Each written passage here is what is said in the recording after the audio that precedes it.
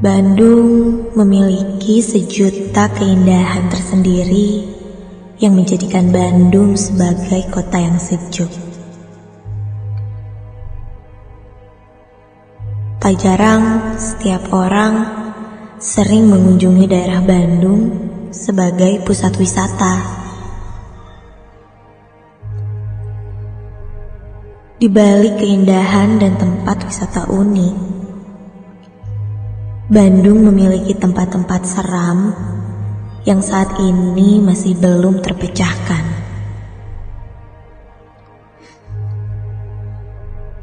Namaku Jenisa Lestari. Orang tua dan teman-temanku biasa memanggil dengan sebutan Jenar.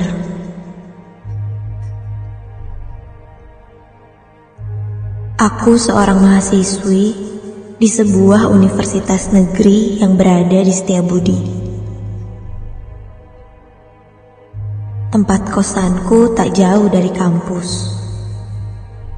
Hanya menempuh waktu dengan berjalan kaki, aku bisa sampai ke kampusku. Rumahku berada di Cikutra. Daripada harus PP, aku putuskan untuk ngekos saja. Ya, biar hemat ongkos, pikirku. Kali ini, aku mau membagikan pengalaman seramku ketika aku mencoba tantangan baru, yaitu mendengar Nightmare Sight.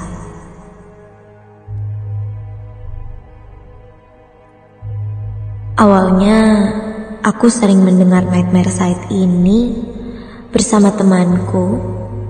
Tapi kali ini aku mau mencoba tantangan baru untuk mendengarkan Nightmare Sight sendirian. Aku penasaran apa yang akan terjadi jika aku selesai mendengar Nightmare Sight. Apa aku akan didatangi atau apapun, pikirku dalam hati.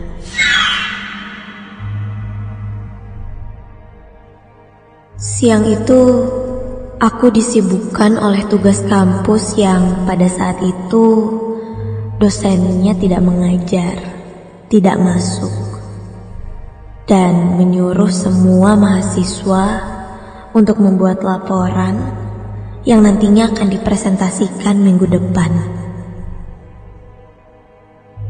Aku memilih kantin untuk mengerjakan tugas, karena tempat itu cocok untuk dipakai mengerjakan tugas. Aku pun mulai berjalan dari ruangan kelas menuju kantin. Sesampainya di kantin, aku lihat di sana banyak mahasiswa, mulai dari yang hanya sekedar nongkrong, dan ada beberapa juga mahasiswa yang sedang mengerjakan tugas. Suasana di kantin cukup ramai. Aku dengar juga mereka ada yang sedang ngobrol, tertawa, dan ada juga yang sedang fokus mengerjakan tugas.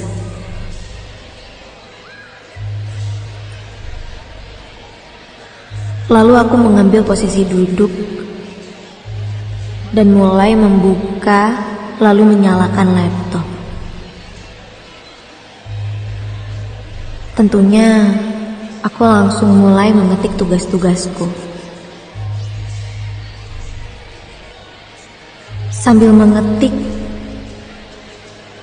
aku pun menikmati makanan yang aku pesan. Hingga tak terasa, tugas-tugas dosen pun selesai juga.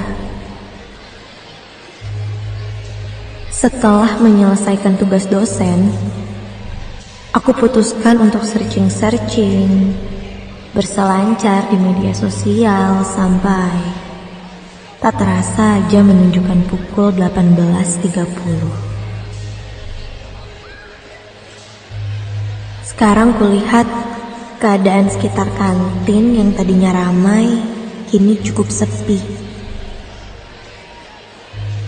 Setelah cukup puas dengan media sosial, aku bereskan laptop dan kumasukkan ke dalam tas, lalu pergi dari kantin kampus menuju kos-kosanku.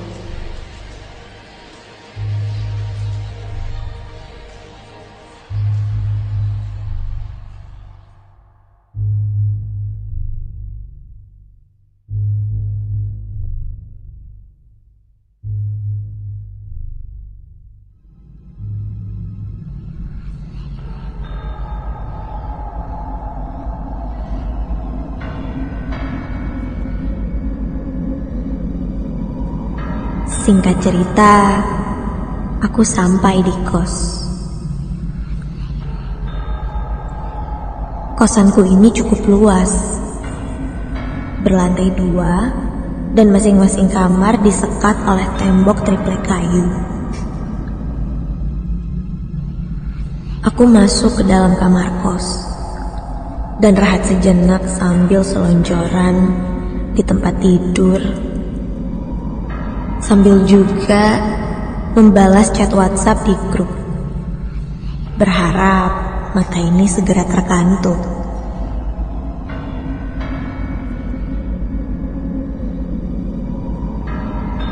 Aku pun baru sadar, ini kan hari Kamis, malam Jumat. Sebagai pecinta Nightmare Side, aku jarang terlewat live di radio. Kulihat di jam HP-ku pun sudah menunjukkan hampir jam 11 malam. Untung saja ketika aku menyalakan radio, aku tidak ketinggalan ceritanya yang baru dimulai.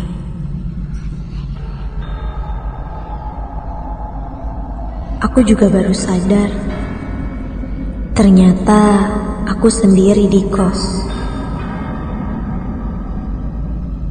Dan aku pun berharap, kira-kira aku bakal lihat hantu atau tidak malam ini.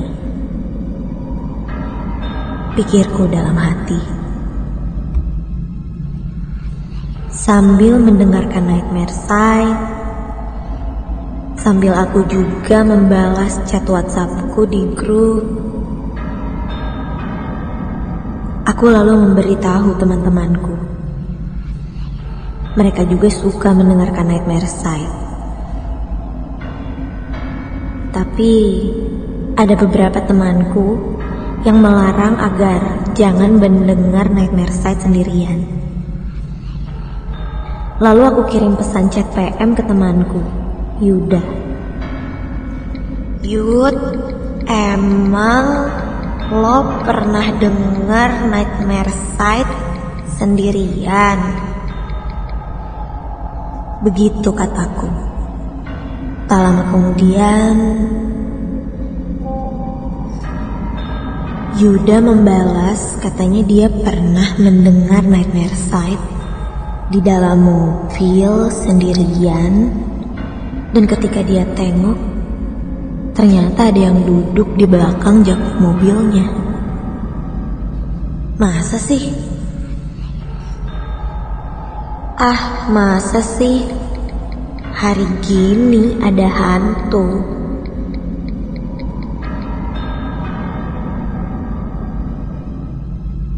Kutunggu berapa lama, Yuda tak membalas lagi pesanku. Dan ketika ku cek ulang, ternyata checklistnya 1. Mungkin Yuda tertidur. Singkat cerita, Nightmare Side sudah berakhir.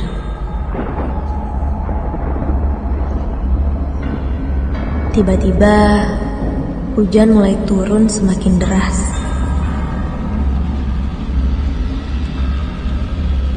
Wah, hujannya gede juga. Dan ketika itu, aku putuskan untuk tidur saja.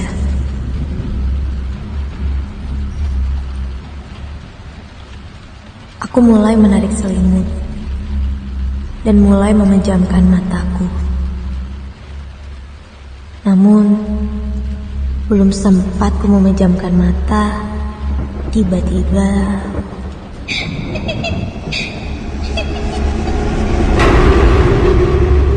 aku mendengar ada suara tertawa perempuan.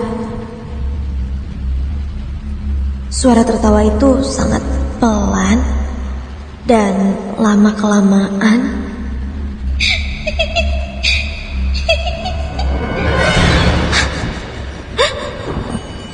menjadi keras di sela-sela suara hujan yang mulai turun deras.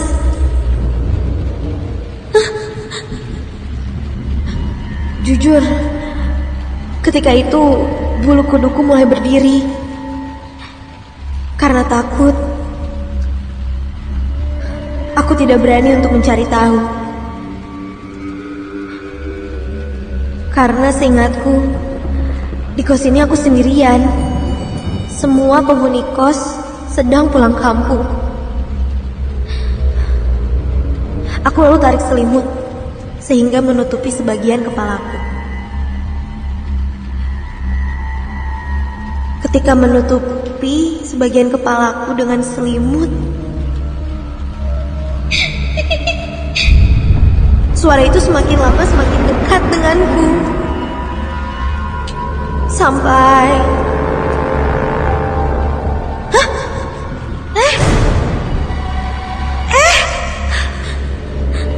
tiba-tiba ada yang menarik selimutku. Awalnya aku coba untuk menahan. Namun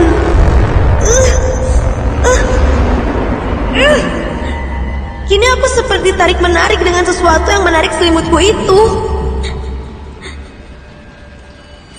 Sampai ketika selimut itu ditarik paksa,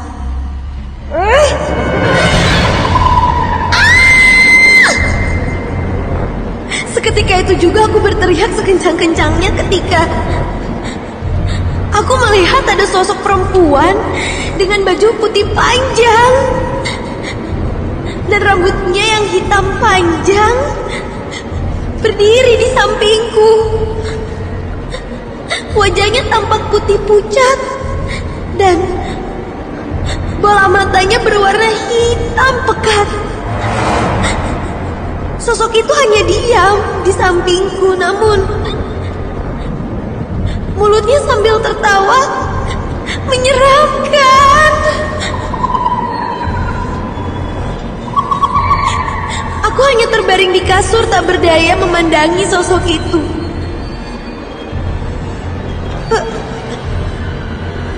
Pergi. Jangan ganggu. Pergi.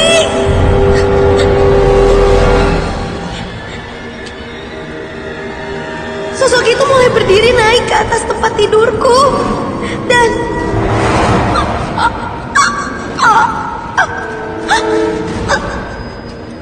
dia duduk emok di atas badanku. Kepalanya menengok ke arahku dan dia tersenyum sangat menyeramkan.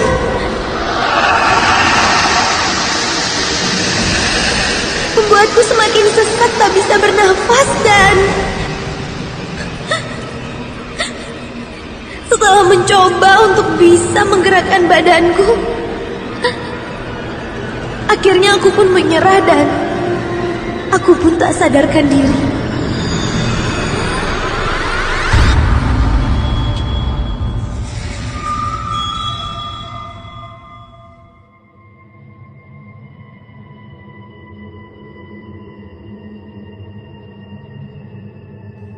Keesokan harinya, aku terbangun ketika aku tersadar aku masih di tempat tidur.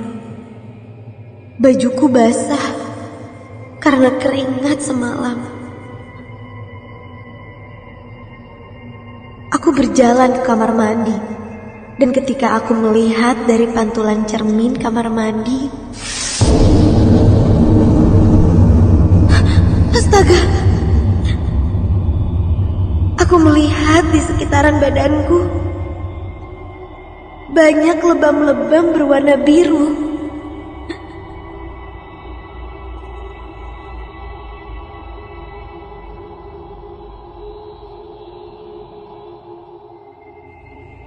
Enam hari berlalu setelah kejadian itu. Aku jatuh sakit. Dan aku pun mendatangi temanku untuk konsultasi. Risma namanya.